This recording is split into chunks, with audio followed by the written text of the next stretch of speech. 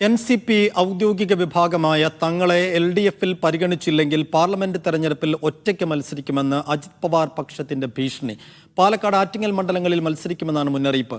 വിഷയം LDF നേതൃത്വത്തെ അറിയിച്ചിട്ടുണ്ടെന്നും നിലപാടറിഞ്ഞ ശേഷം അന്തിമ തീരുമാനമെടുക്കുമെന്നും ദേശീയ ജനറൽ സെക്രട്ടറി NA മുഹമ്മദ് കുട്ടി പറഞ്ഞു. ഔദ്യോഗിക പക്ഷം തങ്ങളാണെന്നും LDF യോഗത്തിലേക്ക് തങ്ങളെയാണ് ക്ഷണിക്കേണ്ടതെന്നുമാണ് അജിത് പവാർ പക്ഷത്തിന്റെ നിലപാട്. ഇക്കാര്യം LDF നേതൃത്വത്തെ അറിയിച്ചിട്ടുണ്ട്.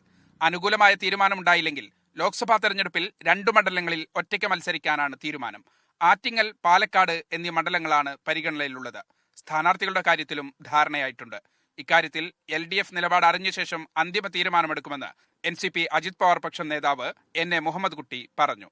ഇത് പാർട്ടിയാണ്. പാർട്ടി ദേശീയ പാർട്ടി ആകുമ്പോൾ അതിന് ചില നയങ്ങളും തീരുമാനങ്ങളും ഇല്ലേ, അതിനപ്പുറം പോകാൻ പറ്റില്ല. ഇവിടെ LDFൻ്റെ കൂടെ നിൽക്കുമെന്നുള്ള ഒരൊറ്റ ഇതിലാണ് ഞങ്ങൾ കത്ത് കൊടുത്തത്.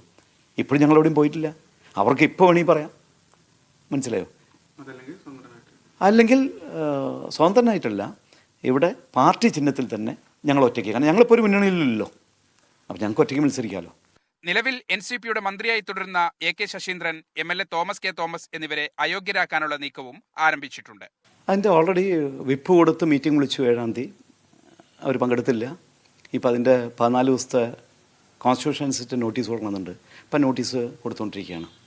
അത് കഴിഞ്ഞാൽ തീർച്ചയായിട്ടും അതിൻ്റെ നെക്സ്റ്റ് പ്രോസസ്സിലേക്ക് കിടക്കും, അയോഗ്യനാക്കുന്നതിനുള്ള. മാത്രമല്ല MLAയും അതുപോലെ തിരഞ്ഞെടുക്കപ്പെട്ട മറ്റ് ത്രിതല പഞ്ചായത്ത് മെമ്പേഴ്സ് ഉണ്ട്, അവരെയും എല്ലാവരെയും അതിനുള്ള പ്രോസസ്സിലാണ് നടക്കുന്നത്. LDFന്റെ തീരുമാനം വരുന്നതുവരെ കാത്തിരിക്കുകയാണ് നേതൃത്വം. അഹമ്മദ് മുസ്തഫ, മീഡിയ 1, കൊച്ചി.